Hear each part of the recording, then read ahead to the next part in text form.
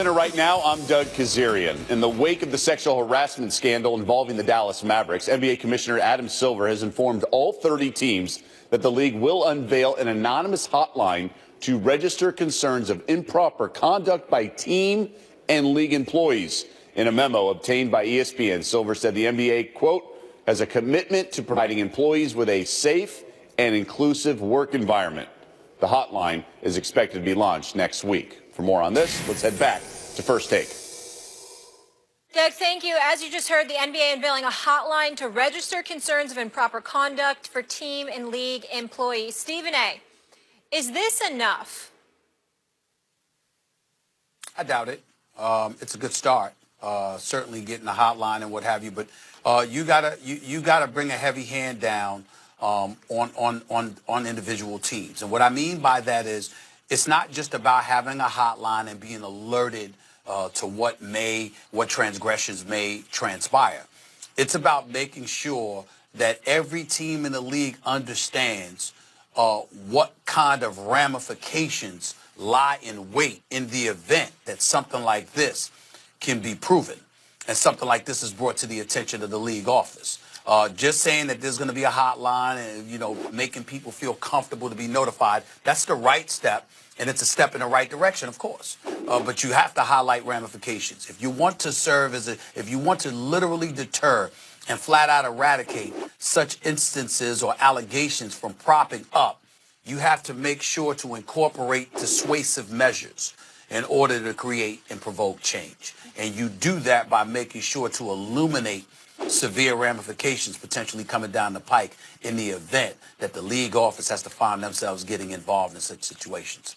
I want to say something about this, and then Molly, I'd love to hear what you have to say about this, because as we've seen from recent examples out of Hollywood, sexual harassment, for example, is not always directed at women, but it's by and large directed at women. And so I think you should.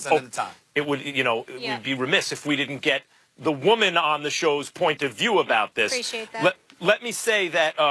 Really, this is a start. I agree with Stephen A. It's not enough, but it's a start. And what does this actually address? What I've been saying all along. The issue here is that the failsafe, the head of HR, Buddy Pittman, did not make people comfortable coming to him and telling him stuff. And that's because, not as Will challenged me yesterday, claiming that I'm saying conservative value, just because someone's conservative, that means people aren't comfortable. Should we check people's Facebook pages? No.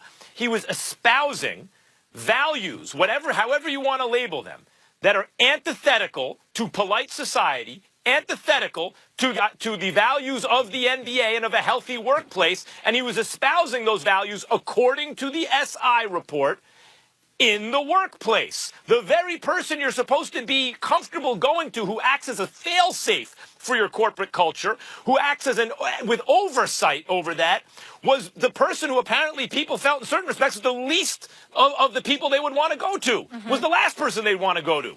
And so that is really the issue, and that's what this, as I've been saying from the beginning, the Pittman hire as head of HR, to me seems to be an underreported aspect of this case. The hotline identifies essentially and addresses that.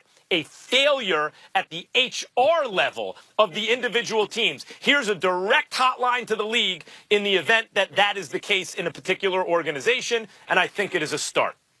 Yeah, I agree with you both that it's a start, and I want to highlight with the HR, and you had mentioned this on the show, that as far as Buddy Pittman, he didn't even have an office, and he was in an earshot of Tardima Ussery, so that's a laughing joke. You can't even close the door when you're having a confidential HR conversation. That is egregious.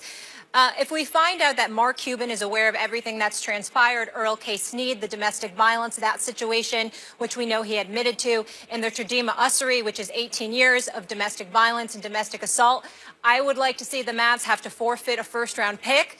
$600,000 is what he was fined for tanking. It's got to be double that if we're talking domestic violence, sexual assault, and sexual harassment. So that remains to be seen, but that's where I am with it, guys. I think that's, yeah, I mean, I go ahead, that's more than fair. All right. We'll leave I think it's more than fair. I think it's more than fair, without question.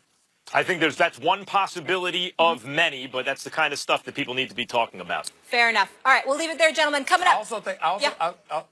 Okay, sure. No, I was just going to say, I think it's also important that people not just get fined and what have you, But you know what? Come front and center and have to explain yourself. I think a lot of times when people are allowed to lay in the dark and never answer for what they do, it's problematic. Sunlight's the best detergent. Fair enough. Coming up, guys, the NBA is discussing adding play-in games for the bottom 2 seeds in the playoffs. What? One person at the desk loves the idea. Find out why next.